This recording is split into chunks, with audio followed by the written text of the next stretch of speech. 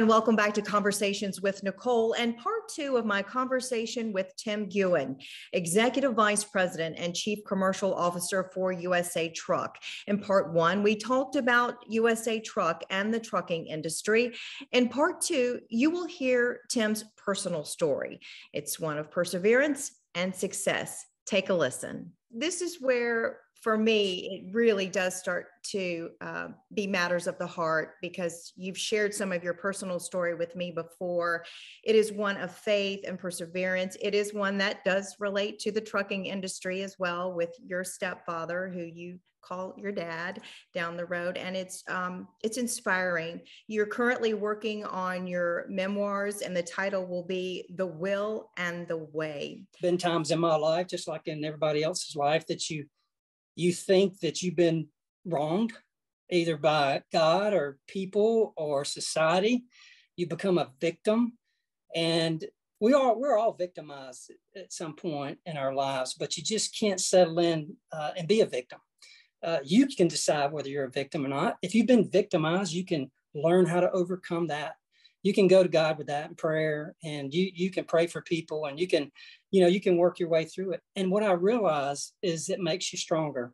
So this was, I'm going to say 20 something years ago. I'd been going to a men's Bible study on Wednesdays, and I was out on a business trip, and I started thinking about my life. And it was a 3-hour drive from Hartsville, South Carolina to Greenville from Sunoco. I had a meeting there one day. And my mom had always felt guilty about our childhood and the things that had happened and the things where she may have failed, or she felt like she failed as a parent. But I can tell you one thing, my mother always got up and went to work every day, and sometimes 2 jobs. And I thought, gosh, man, she's probably, regretful, because I hear it in her voice. And I said, Mom, I just want you to know one thing. I said, I wouldn't trade my life with anybody else's. And we both got very emotional on the phone. But you look at stories like Dabo Sweeney. I love his story. It's very similar to mine, maybe not as drastic as my situation, but very, very similar. Alcoholism, out of a home, losing a marriage, losing a home, and having to fight tooth and nail for everything. And it's just made him stronger as a leader and a person. It's made me stronger as a leader and a person, and knowing that you're not guaranteed anything. God didn't put us here to make us happy. He put us here to endure. So the will and the way was my grandmother. She used to say that I would go to her house and spend a lot of my young adult life with her. And she would always say, hey, where there's a will, there's a way.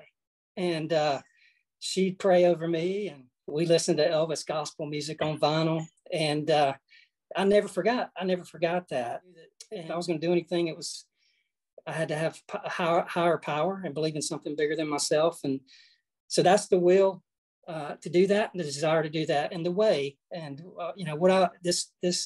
these memoirs are going to be for my family. I don't have any desire to put it out. I'll give it to anybody that wants to read it, but I'm going to finish it when I retire, and I'm a long way from that. But just the story of overcoming and persevering, no matter what the circumstances are, because if you have the will and the way, and you believe in something bigger than yourself, things are going to work out. I'll share how it all started for you, Tim. You started in a family, and there was crisis. Your father left. Give us that background. Yeah, so I like I said earlier, I don't remember my father early years, and so I'm going to refer to him as my father, and I'm going to talk about my dad as my stepdad, who I look at as an angel from heaven. And you were one of 8 children too. Yeah, there's 8 of us, and at the time that I can forward back, because I can remember vividly, 4 or 5 years old, being in that time frame, because there's traumatic events that happen. Here's my mother working 2 jobs, my grandparents taking care of half the kids, and we were just happy. We didn't know any different as children. I know my mother had angst and was struggling. And then my brother, Dan, typical situation in the projects, got, started doing drugs when he was 12 years old. And my brother was never the same. Yeah. So he doesn't remember what happened. So you had this situation growing up that was unstable in a lot of ways, and you lost your home at some point. You talk about getting off the bus, seeing your belongings out in your front yard when you were around 10. And you said then, I will never let this happen to me. What I want, and you had siblings who went off to the Connie Maxwell Children's Home. That was a blessing. You say that was a blessing, right? It saved them. And saved them. And then once your mother, your dad disappears, your mother marries your stepdad, which you say is your true dad because of how he saved your family. All of these things happened, and you could have become so bitter, Tim. You could have become that person that said, I'm bitter. All these reasons will be why I can't be successful. But you said, no, I won't let this happen to me. And you have had God right here to sustain you and make you the person that you are today. Am I right? Absolutely. You know, I go back to the Elvis on vinyl, the gospel music, my grandmother, the will and the way, and the prayer. And I think about friends. You know, I think about the friends in my life and the mentors. Billy Richardson, you know, was my French teacher in high school, who really taught me a lot about accountability. And, you know, Miss Atkinson, my counselor, she got me scholarships to go to school. And time between what I described with my brother and my sisters coming back to live with us when my dad finally got the second home for us that we all settled into. That time was probably the most difficult time of my life. So, you know, my sisters, they didn't see a lot of that, and I'm grateful for Connie Maxwell. And I was telling one of my sisters the other day, and you know, I've never talked about it, but you don't. There was times that there was pretty desperate times for me and my mother, but they were kind of shielded from that, and they came back with faith from Connie Maxwell. And Connie Maxwell, they said one of the requirements for them to come home is to go to church. And so the next thing you know, we're in church, and me and my mom get baptized when I'm 11 years old. I get baptized with my mother, and her life starts to change. And then so I got accountability in school. I got mentors. I got people looking after me, praying over me. I'm working, you know, from the time that I could work. I always had a job. I played a lot of sports. I had coaching mentors there. And then I met my sweet wife when I was 16. And she changed it. She converted me from a Baptist to a Methodist. And so, but that was the first time that, you know, I was always a believer, but God started speaking to me. And I started my Christian walk, you know, at 16, 17, 18, although I was nowhere near where I needed to be. And then I got out into the business world and started in sales. And as I matured, I knew I was letting down Christ. And, you know, I knew at that point, it wasn't about the world. It was about, you know, my everlasting eternity. Yeah. And so I started then. I already had great friends. I grew up with. We call this group of 5 guys the Jackson 5 because we all loved Motown, and that was the nickname that we have for each other. And then, you know, I met Watts, your husband, many, many, many years ago. Gosh, 30 years ago, 34 years ago, maybe longer. And he's been a good friend, and you know, we're accountable to each other. The people we surround ourselves with will either raise or lower our standards. It says they either help us to become the best version of ourselves or encourage us to become lesser versions of ourselves. We become like our friends. Right. No man becomes great on his own. No woman becomes great on her own. The people around them help them to be great. We all need people in our lives who raise our standards, remind us of our essential purpose, and challenge us to become the best version of ourselves, which is what I was talking about earlier. I don't want to be Dabo Sweeney. You know, I talked about him. I'm similar to him. My situation is similar, but I want to be the best Tim Guin that I can be. You had your situation with your biological father who disappeared out of your life. Years later, he did come back into your life. He got out of prison. He came back to Greenville. He started causing problems with us and our family and my new dad. He got arrested again, and it was in the newspaper. And, you know, we were all embarrassed about it. And he put our address in on the arrest record where we lived, and it caused lots of problems. And I had a teacher at school that read the whole article the next morning to everybody in the homeroom. And, you know, it was really, really an embarrassing situation. I became bitter. Caused a lot of fights when I was a kid during that time in middle school. He ends up in the streets, sleeping under a bridge. And so one night he calls, of all people, his mother-in-law. Now think about that. So my grandmother, probably the most loving, kind, forgiving person you could ever imagine, she just took the call and she went to help. Wow. And the stories in God Wears His Own Watch, but the long story accountability piece is that he goes to Miracle Hill, which was a rescue mission on Washington Street, and it's still there today, expanded, obviously. Proud to be associated with a great ministry, but that ministry has touched our family. It still touches me every day. But when he knocked on the door, he had been there before, they turned him away. And the reason, they had a policy that if you were intoxicated, you could not enter the building. And they told him, if you would go sober up, you can come back tomorrow and we'll feed you and we'll put you in a room. But once he went in, he never came out. He came back the next day. There's stories of my dad. If you know an alcoholic, you'll appreciate what I'm going to tell you, that this was God. My dad never went through a detox program. He detoxed himself.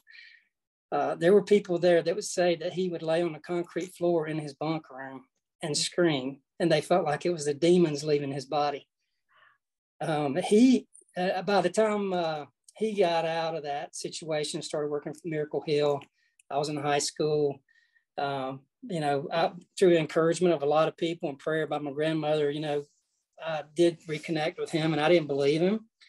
But he said, I want to help you. And he started giving me money, spending money to go to college. And I thought, okay, I can just go have this lunch with this fellow. And even though I don't care for him and how he ruined our family, I'm going to take his money. But the more and more I got to know him, the more and more luncheons I had, I actually thought he was still drinking. I thought, man, he's lying. He's just in here to tear our family apart. But he wasn't. I never heard him cuss, and he never drank again. Now, he's passed away, but he lived his last 20 years serving Miracle Hill and God, and helped start an inner city church, and got a Father of the Year award later on in that church. And his story inspired the rest of my family, including my stepfather, to get a little closer in his faith and his spiritual life. So it's all going to be in the memoirs, but that's how God stepped in with prayer with my grandmother in my situation. And my stepdad learned from my father, and my father proved us all. I was doubting Thomas, but he proved us all wrong. Well, for proved you, me especially the power of forgiveness and healing for you. You had to let God come into your life and humble you probably even more so that you could forgive your dad, because in the end, he was an example to others to show what God could do in his life. And y'all were able to reconnect. That's the power of God's love and forgiveness. Absolutely. And the wonderful thing about Miracle Hill is I see it happen all the time now. And once I let go of the bitterness and the hatred in my life and into my early 20s, it changed me as a person. I grew again. As you can see, all these stages in my life, as I grew from every one of those situations. And I tell people all the time that, man, my dad didn't finish so. I mean, he didn't start so strong, but he sure finished strong. And I just hope that Tim Guin can finish strong. I don't. No doubt you will, Tim. You are truly an inspiration. And for those that are watching right now, Miracle Hill Ministries is in the upstate of South Carolina, and I'll have a link to their website so that people can learn more about that. We could probably just keep and Nikki, add Connie Maxwell to that, because I'm telling you right now, my sisters go back for the reunions, and I don't know where they would be without Connie Maxwell. And we probably need to wrap up, but is there anything that you want to say as we close? And I do want to thank you for your time, Tim, to talk about USA Truck and what's happening with that organization, and also what's happened in your personal life, that you have shown that no matter what we are faced with, we can overcome, we can be better, we can be a bright light when it seems like it's a very dark world. And we do that with the help of the Lord, and we can hopefully inspire others and show them that there is a way. Don't ever give up.